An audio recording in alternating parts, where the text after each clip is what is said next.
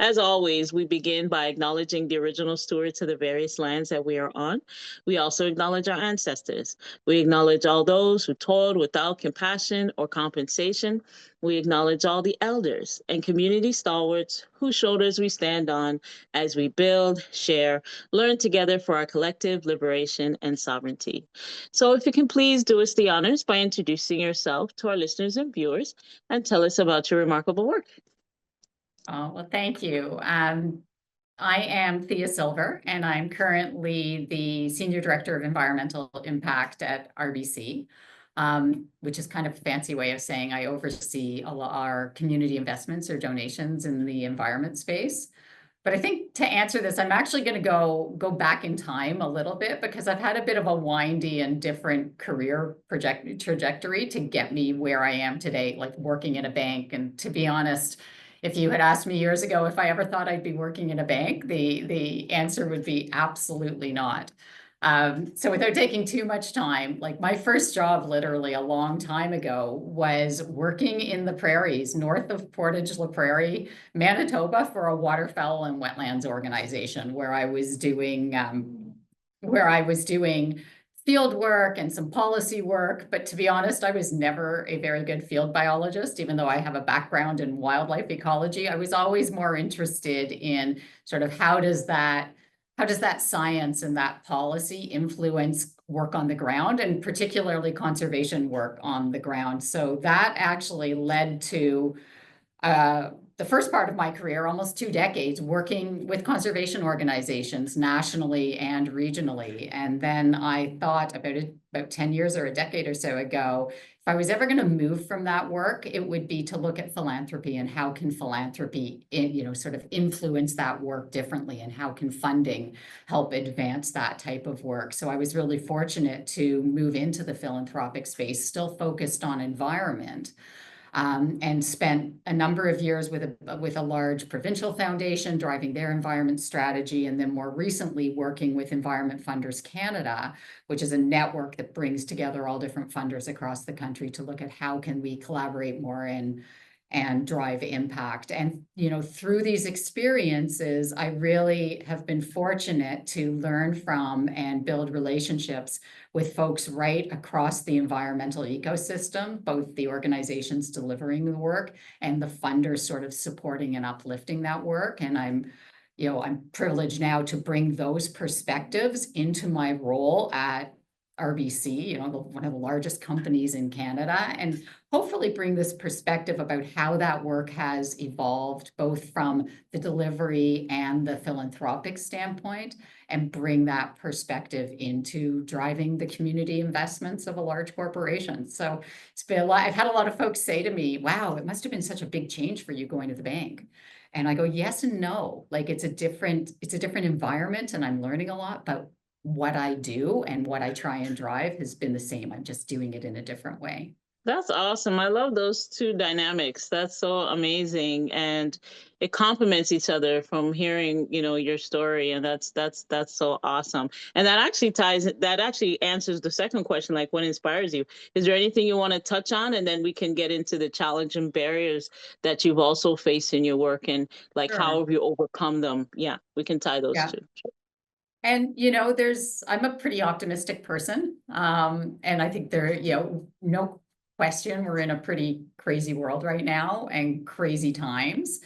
But there's still a lot that inspires me. And I actually sometimes think, because of how crazy the world is right now, you find that inspiration even more, like when things are all wonderful and it's all unicorns and rainbows. Yes, there's inspiration, but it's kind of all around you. But when things are more difficult and challenging, I think those areas of inspiration stand out a little bit more. And I think that's the time that we're in right now.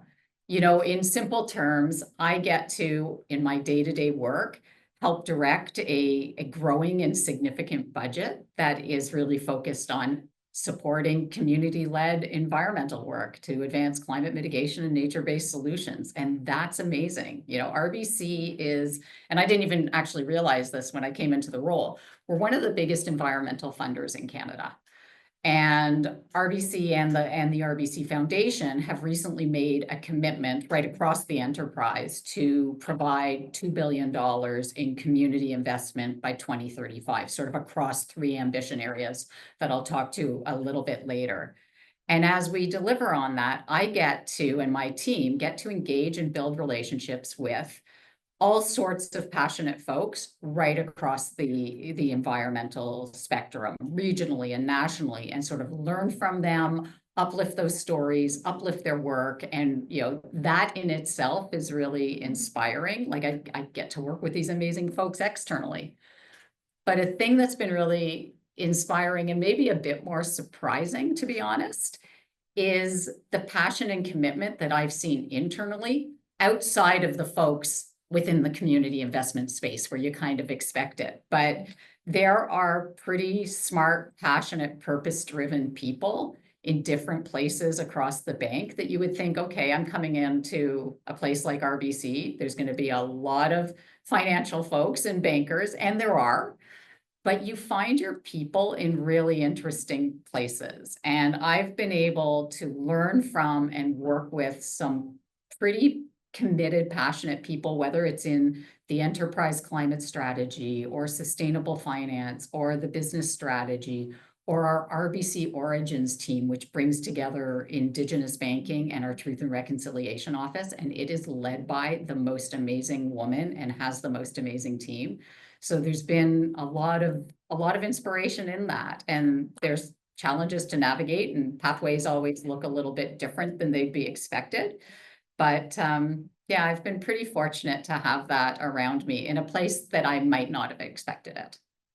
Fantastic, fantastic. That's really inspirational. And also it's just like, you know, as we're touching on those challenging barriers too, we want to keep a positive outlook because, you know, the future generation is at hand and to come. So, you know, we have to lay a foundation for them as well. So, you know, in the financial field and tying in environmental, they go hand in hand, you know, in order to carry on the work of changing some of the wrongdoings that have been done to the planet, and you know, having clean water, 100%. clean air, all those things. Yeah.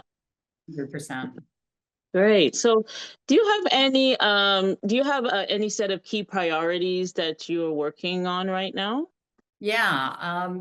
I mean, at the highest level, I guess our priorities are defined by the bank's purpose framework. So about 2 years ago, the bank came forward with a framework that looks at sort of the overall purpose, which, you know, to quote the bank's purpose, it's to help clients thrive and communities prosper.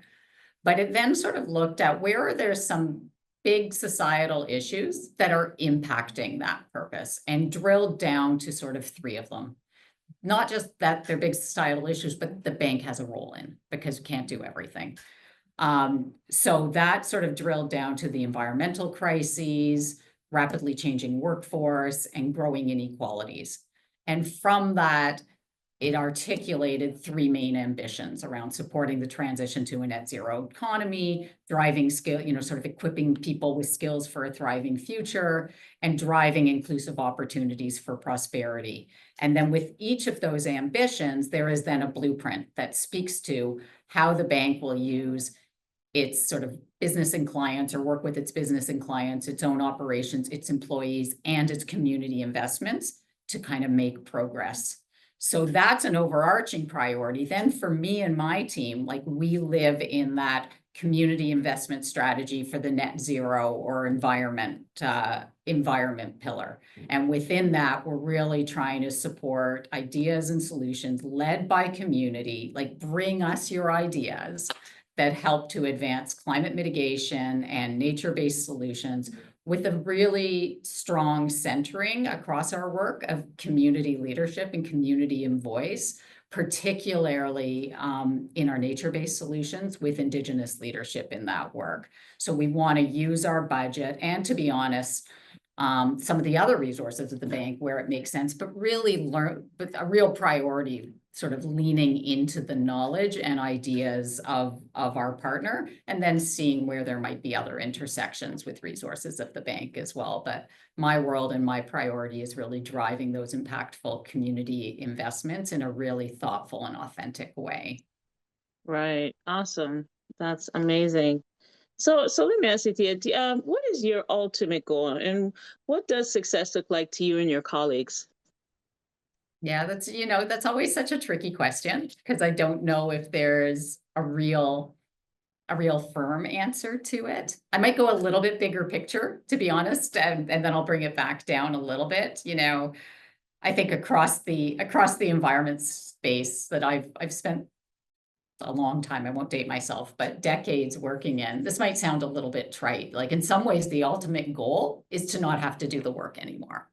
But we know that's not happening anytime soon, and probably ever. So I think bringing it down to my world a little bit more nuanced, is to really use our sizable budget, and, to be honest, other resources of the bank, to really support those community investment partners that are developing and driving those innovative solutions and ideas, but doing so in a way that they feel respected, listened to, honored, supported, and they really look back and see RBC and our RBC Foundation as a trusted, good partner. So I don't know quite how we measure that.